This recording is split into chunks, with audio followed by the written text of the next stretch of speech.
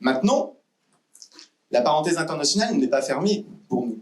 Parce que concrètement, le conflit ukrainien va se réfracter sur nos économies, sur nos modes de vie. Il se réfracte déjà. Le prix des carburants, les énergies. Mais je rappelle qu'à d'autres moments, les énergies et les prix avaient largement augmenté aussi, parce que le système mis en place le veut comme cela. Or, la crise ukrainienne pointe du doigt des sujets que Force ouvrière porte depuis longtemps. Entre autres, la relocalisation des industries, les délocalisations que les grandes entreprises n'ont pas du tout arrêtées pendant la crise sanitaire. Les grandes entreprises n'ont pas terminé leur projet de suppression des emplois, de fermeture d'usines. Dans mon propre département, les camarades se sont battus longtemps, avec le soutien de leur union départementale, puis le soutien de la Confédération, le soutien de la Fédération de la chimie, pour sauver une usine. Il y en avait deux, une en Savoie, une en Isère. Celle d'Isère, nous étions majoritaires. Elle a été sauvée, avec tous ses emplois. Celle de Savoie, nous étions plus que minoritaires. L'entreprise ferme. Alors qu'elle produit du silicium, élément essentiel aux nouvelles technologies, mais parce que c'est moins cher de produire ailleurs.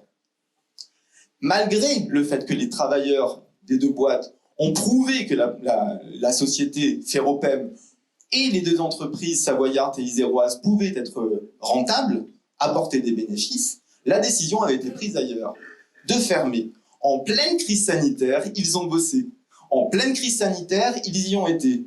Et après la crise sanitaire, après avoir bénéficié de toutes les aides publiques, après avoir eu les ruissellements que M. Macron et M. Le Maire leur avaient donnés, ils décident tout de même de fermer.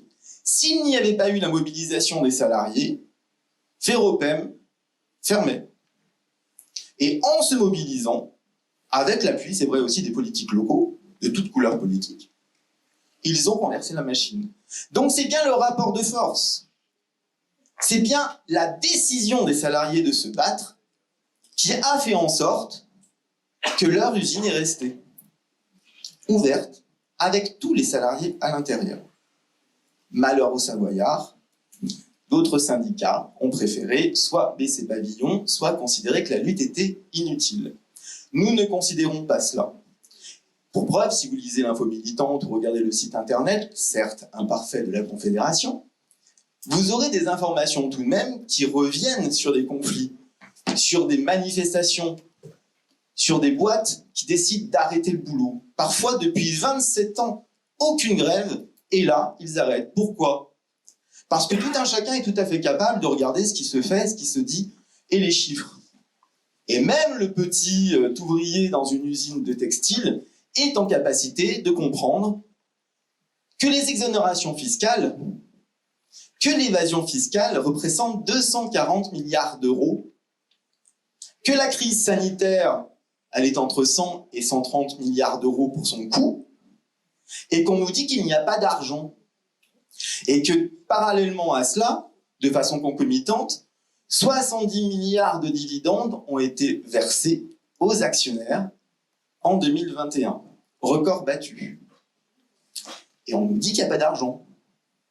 Et on nous dit qu'on ne peut pas revaloriser les salaires. Et on nous dit qu'on ne peut pas revaloriser la valeur du point d'indice. Il y a un petit problème, je pense.